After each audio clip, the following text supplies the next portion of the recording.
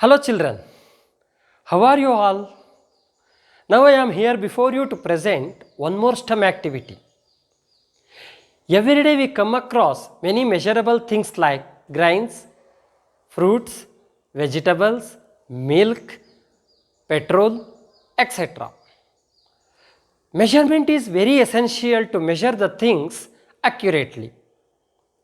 Now let us think, is it possible to measure water or milk using weighing scale, hand or measuring tape? It is very difficult, isn't it? If we use measuring jar, which is convenient to measure liquids. Today, let us know more about measuring quantity of liquids. Liter is a standard unit used to measure liquids. Milliliter and kiloliter are the units used to measure smaller and larger quantities.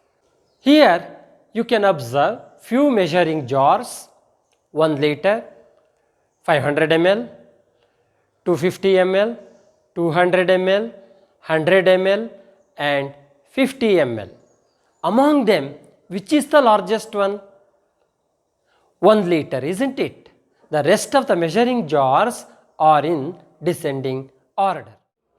How many times we need to fill the water to the largest vessel using smaller ones?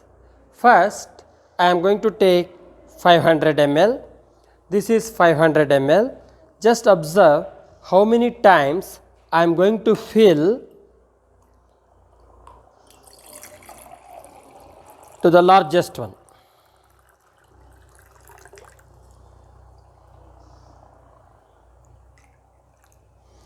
This is 500 ml, one time.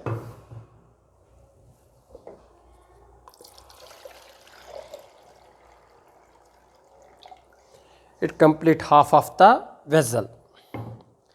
That means 500 ml is equal to half of a liter. I am going to use second time.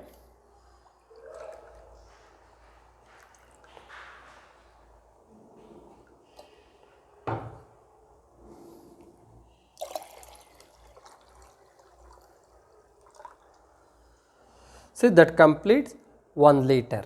That means 1 liter is equal to 2 times 500 ml or 500 ml is equal to half of a liter. Now I am going to take 250 ml. This is also 250 ml. Just observe how many times I am going to fill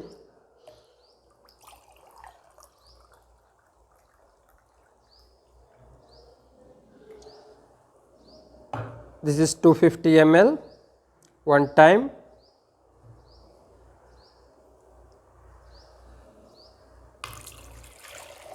That completes 1/4 of a liter.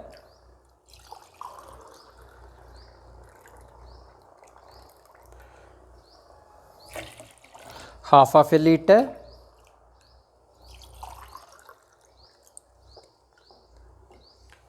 Three-fourth of a liter.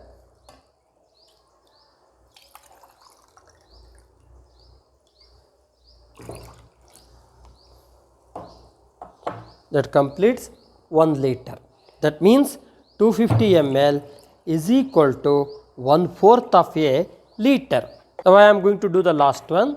This is 100 ml and this is 200 ml. Just observe how many times I am going to fill to complete the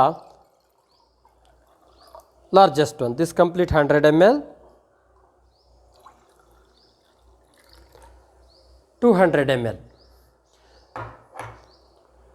By this we know that 1 liter is equal to 1000 ml, half liter is equal to 500 ml, 1/4 of a liter is equal to 250 ml.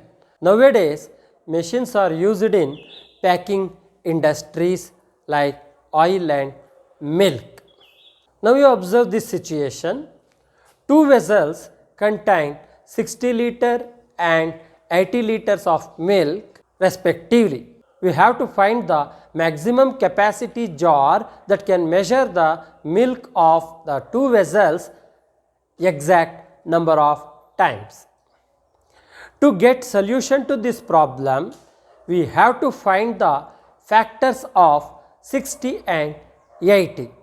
You already know about factors. Factors are the numbers which divide completely.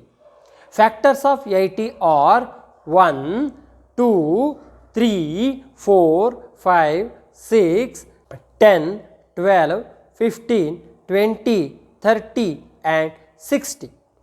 Factors of 80 are 1, 2, 4, 5, 8, 10, 16, 20, 40 and 80. Among them 1, 2, 4, 5, 10 and 20 are the number appeared in both. They are called common factors. Among them the largest one is 20, that is called HCF.